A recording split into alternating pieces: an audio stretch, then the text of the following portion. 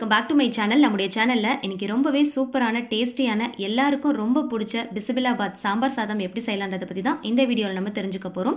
Hotel ரெஸ்டாரண்ட்டில் கிடைக்கிற அதே டேஸ்ட்டில் ரொம்ப ஈஸியான மெத்தட் ஃபாலோ பண்ணி எப்படி ரொம்ப டேஸ்ட்டாக வீட்லேயே ப்ரிப்பேர் பண்ணலான்றதை இந்த வீடியோவை பார்த்து தெரிஞ்சுக்கோங்க. இந்த வீடியோவுக்கு நீங்கள் போகிறதுக்கு முன்னாடி ஃபர்ஸ்ட் டைம் நம்ம சேனலை பார்க்குறீங்க இல்லை இன்னும் சப்ஸ்கிரைப் பண்ணாமல் இருக்கீங்கன்னா இப்போவே சப்ஸ்கிரைப் பண்ணிடுங்க. பக்கத்தில் இருக்கிற பெல் ஐக்கனையும் சேர்த்தே கிளிக் பண்ணிக்கோங்க. அப்போ தான் எங்களுடைய வீடியோஸ் உங்களுக்கு நோட்டிஃபிகேஷனில் கரெக்டாக வரும். வாங்க இப்போ இதை எப்படி செய்யலான்றத வீடியோவில் போய் தெரிஞ்சுக்கலாம். இந்த ரெசிபி செய்யறதுக்கு குக்கர் எடுத்துக்கலாம். இதில் 3 டேபிள் ஸ்பூன் அளவுக்கு ஆயில் சேர்த்துக்கோங்க. இதை சாதாரண பாத்திரத்துலையும் செய்வாங்க, குக்கர்லேயும் செய்வாங்க. நான் இன்றைக்கி குக்கரில் தான் செய்ய போகிறேன். இது கூடவே 1 டேபிள் ஸ்பூன் அளவுக்கு கீயும் ஆட் பண்ணிக்கலாம். இப்போ இதில் சின்ன வெங்காயம் ஆட் பண்ணிக்கலாம். இந்த ரெசிபியை பொறுத்த வரைக்கும் பெரிய வெங்காயத்தை விட சின்ன வெங்காயம் சேர்த்துக்கிட்டோன்னா ரொம்ப டேஸ்ட்டாக இருக்கும். நான் 15 சின்ன வெங்காயத்தை அப்படியே முழுசாக சேர்த்துக்கிறேன், கொஞ்சம் கூட கட் பண்ணாமல். அதே மாதிரி ஒரு பச்சை மிளகாவை இந்த மாதிரி நடுவில் கீறி விட்டு சேர்த்துக்கலாம். இது பெரிய வெங்காயத்தில் கூட நீங்கள் செய்யலாம், பட் சின்ன வெங்காயத்தில் செய்யும் போது ரொம்ப டேஸ்ட்டாக இருக்கும். ஸோ அதனால் அப்படியே முழுசாக சேர்த்துக்கோங்க, கட் பண்ணாதீங்க. நல்லா இந்த மாதிரி வதக்கி விட்டுக்கலாம். சின்ன வெங்காயம் ரொம்ப சீக்கிரமாகவே வதங்கிடும். ஸோ இது கூடவே நம்ம கொஞ்சமாக தேவையான அளவுக்கு உப்பு சேர்த்துக்கலாம். சேர்த்துட்டு நல்லா வதக்கி விட்டுக்கலாம். இந்த ரெசிபியை சில பேர் தனித்தனியாக செஞ்சுட்டு அதுக்கப்புறமா மிக்ஸ் பண்ணுவாங்க. சில பேர் குக்கர்லேயே அப்படியே சேர்த்து செஞ்சுருவாங்க. இது கூட ஒரு 2 டேபிள் ஸ்பூன் அளவுக்கு ஜிஞ்சர் கார்லிக் பேஸ்ட் ஆட் பண்ணிக்கோங்க. எப்போவுமே தனித்தனியாக செஞ்சுட்டு ஒன்றா மிக்ஸ் பண்ணுறதை விட பிசிபெலேபாத் பொறுத்த வரைக்கும் நீங்கள் மொத்தமாக சேர்த்து குக்கர்லேயே செஞ்சீங்க அப்படின்னா ரொம்ப டேஸ்ட்டாக இருக்கும். இது கூடவே 3 பெரிய தக்காளியை இந்த மாதிரி கட் பண்ணி சேர்த்துட்டு நல்லா வதக்கி விட்டுக்கலாம். அதே போல் இந்த ரெசிபியை பொறுத்த வரைக்கும் நீங்கள் தனித்தனியாக செஞ்சுட்டு மிக்ஸ் பண்ணுறதை விட குக்கரில் செய்யும் போது எல்லாமே ஒன்றா சேர்ந்து வேகிறதுனால அதோட டேஸ்ட் ரொம்பவே டிஃபர் ஆகும். அதுக்கும் இதுக்கும் நிறையவே வித்தியாசம் இருக்கும். எனக்கு பர்சனலாக இந்த மாதிரி குக்கரில் மொத்தமாக சேர்த்து செய்கிறது தான் ரொம்ப பிடிக்கும். இது கூடவே நான் 1 கப் அளவுக்கு கேரட் ஆட் பண்ணிக்கிறேன். கேரட்டை இந்த மாதிரி கொஞ்சம் பெரிய பீசஸாக கட் பண்ணிக்கோங்க. ஏன்னா நம்ம குக்கரில் செய்கிறதுனால நம்ம விசில் வைக்க போகிறதுனால அழிஞ்சு போயிடக்கூடாது, அதனால தான். அதே மாதிரி பீன்ஸும் 1 கப் அளவுக்கு எடுத்திருக்கேன். இது மாதிரி நம்ம பெருசாக கட் பண்ணி எடுத்துக்கலாம்.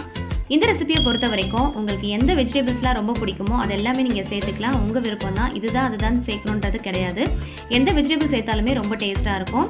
இந்த ரெசிபிக்கு நான் 3 பெரிய உருளைக்கிழங்கு எடுத்து அதை இந்த மாதிரி பெரிய சைஸில் கட் பண்ணி எடுத்திருக்கேன். இந்த ரெசிபிக்கு உருளைக்கிழங்கு மட்டும் ஸ்கிப் பண்ணிடாதீங்க. உருளைக்கிழங்கு ஆட் பண்ணோம் அப்படின்னா ரொம்ப டேஸ்ட்டாக இருக்கும். ஸோ அதனால் எந்த வெஜிடபிள் சேர்த்தாலும் கூடவே உருளைக்கிழங்கையும் ஆட் பண்ணிக்கோங்க. அதே மாதிரி நான் இன்றைக்கி ஒரு 2 பெரிய முருங்கைக்காய் சேர்த்துருக்கேன். இந்த மாதிரி பெரிய பீசஸாக கட் பண்ணியிருக்கேன். எனக்கு மரத்தில் காய்ச்ச காய் கிடச்சிது. ஸோ அதனால் நான் யூஸ் பண்ணியிருக்கேன். முருங்கைக்காய் தனித்தனியாக சேர்த்து செய்கிறப்போ அப்படி முழுசாக இருக்கும். நம்ம குக்கரில் சேர்த்து செய்கிறப்போ இது உடஞ்சி தான் போகும். பட் டேஸ்ட் நல்லாயிருக்கும். ஸோ அதனால் நான் ஆட் பண்ணியிருக்கேன். நீங்கள் இது கூடவே காலிஃப்ளவர் ஆட் பண்ணிக்கலாம். எந்த மாதிரி உங்களுக்கு வெஜிடபிள்ஸ் பிடிக்குமோ அதெல்லாமே ஆட் பண்ணிக்கலாம். பட் பெரிய பீசஸாக நீங்கள் கட் பண்ணி ஆட் பண்ணிக்கோங்க. இதை நீங்கள் வதக்கி விட்டுட்டு இருக்கும் போதே இந்த மாதிரி ஒரு சின்ன லெமன் சைஸில் புளி எடுத்து நம்ம ஃபஸ்ட்டு ஊற வச்சுக்கலாம். நம்ம ஃபைனலாக தான் இதை நம்ம கரைச்சி ஊற்ற போகிறோம். இருந்தாலும் இப்போவே நம்ம ஊற வச்சோம் அப்படின்னா சாறு நல்லா இறங்கும். அதுக்காக தான். வெஜிடபிள்ஸ் எல்லாத்தையும் பச்சை வாசனை போகிற அளவுக்கு நல்லா வதக்கிக்கோங்க. இது கூடவே 1/4 ஸ்பூன் அளவுக்கு மஞ்சள் தூள் சேர்த்துக்கலாம். உங்களுடைய காரத்துக்கு ஏற்ற மாதிரி மிளகாய் தூள் சேர்த்துக்கோங்க. நான் 1 ஸ்பூன் சேர்த்துருக்கேன்.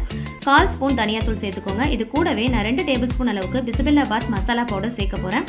இந்த பவுடர் நான் வீட்லேயே ஆல்ரெடி ப்ரிப்பேர் பண்ணி ஸ்டோர் பண்ணி வச்சுருக்கேன். ஏன்னா இந்த ரெசிபி நான் அடிக்கடி செய்வேன். அதனால் இந்த பவுடர் எப்படி ப்ரிப்பேர் பண்ணணுன்றதை உங்களுக்கு தெரிஞ்சுக்கணுன்னா நீங்கள் கீழே கமெண்ட் செக்ஷனில் கேளுங்க. நான் கண்டிப்பாக உங்களுக்கு ஒரு வீடியோவாக போடுறேன்.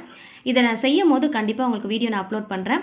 இது ரெடிமேடாகவும் நம்மளுக்கு ஷாப்லலாம் கிடைக்குது. அது கூட நீங்கள் வாங்கி யூஸ் பண்ணிக்கலாம். பட் வீட்லேயே ப்ரிப்பேர் பண்ணிங்கன்னா ரொம்ப டேஸ்ட்டாக இருக்கும். மசாலா எல்லாத்தையும் சேர்த்ததுக்கப்புறமா நல்ல வாசனை போகிற அளவுக்கு நல்லா வதக்கி விட்டுக்கணும். இல்லைனா அந்த மசாலாவுடைய வாசனை அப்படியே இருக்கும். அதனால் நல்லா வதக்கிக்கோங்க.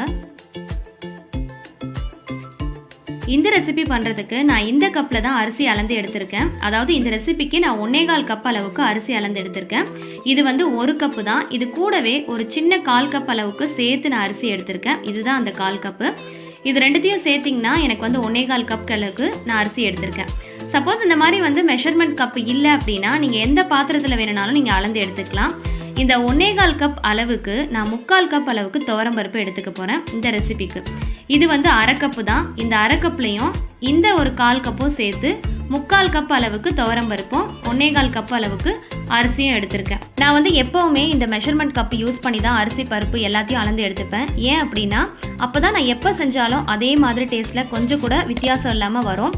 நீங்கள் வந்து இந்த மாதிரி மெஷர்மெண்ட் கப் இருந்துச்சுன்னா யூஸ் பண்ணுங்கள், இல்லைனாலும் பரவாயில்ல. பட் நீங்கள் எந்த பாத்திரத்தை யூஸ் பண்ணுறீங்களோ அதை அப்படியே ஃபிக்ஸ் பண்ணி வச்சுக்கோங்க.